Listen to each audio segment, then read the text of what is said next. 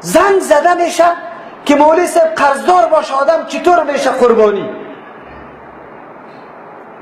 من بسیار دلم درد میکنه و سخت غصه‌ام برم میاره. تو قربانی را سوال میکنی قرضدار هستم، لعنت الله سری تو قرضدار نشوه. اگر هم یاد سبا توی ناسه کاکایت باشه زن 5 قربانی را کالا جور میکنه باز نمیگی که من قرضدار هستم. در 1 سال الله سبحانه و تعالی تو بدبختی قدر و عظمت کی میدانی؟ تو مسلمان بی مفهوم و بی منطق و بی جوهر و بی روح تو کی میدانی حیثیت که قربانی چه حیثیت داره؟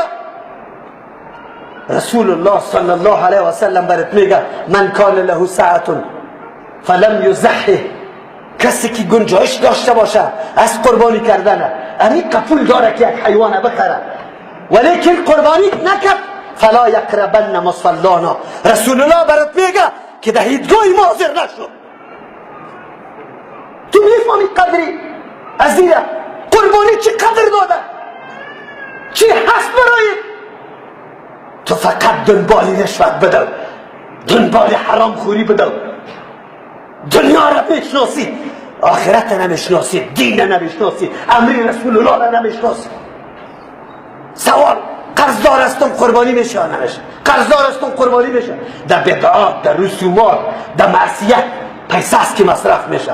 همین آدمی که قرضدار است با سبا ببینی که سر رقاصه دلار باد میکنه، جمعه هایش در سگ جنگی بوده، نعوذ بالله در بوت نبازی تیر میشه، کلی عمر در فسق و فجور تیر میشه، ولی پرسان از قربانی از قرض میکنه که قرضدار هستم. تو که قدری از زیر میدونی؟ از الله بترس. تو موقع برات الله نصیب میکنه. ابراهیم علیه السلام بچه خود قربان میکنه. لعنت الله تو واری مسلمان سرت نشوه. به خواب به دیدن خواب امر صریحی واضح هم نامده بچه خود قربان میکنه. اما تو امروز یک گوسفند پیش کرده نمیتونی. این خو یک جانب مردم ماست. جانب دیگهش با سعی کنی که تمام عمر در خانه خود گوشت آورده، تمام عمر زنا را در تار بسته کرده که روغن مصرف کردی کیرم، کچالوی زیاد مصرف کردی کیرم، باز روزی عید که شود والله ماده قربانی داشتیم. دروغ نگو ریاکار، این شهرت طلب، این بدبخت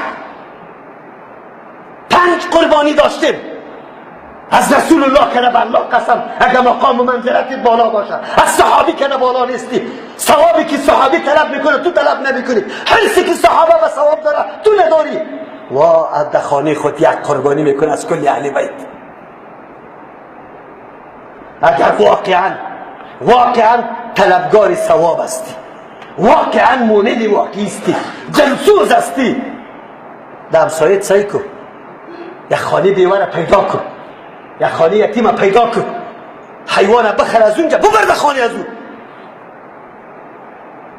اسلامیتت اگر ثابت میکنی واقعا دین دوست داری، اگر یکی خودنمایی میکنی، ریاکاری میکنی، شهرت طلبی میکنی، چی برآمد ازی؟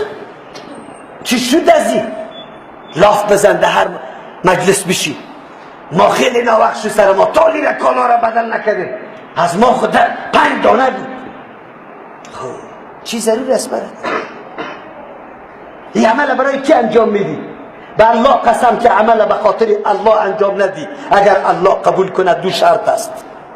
خب یادت گوشی تواز کن که به خاطر الله عمل انجام ندادی که شطرا را بکشی پیش الله هیچ ارزشی نداره. چرا؟ عبادت خود به نیت نادرست و ناچیز میگیریم، خراب میکنیم، از بین میبریم. کمی متوجه شید.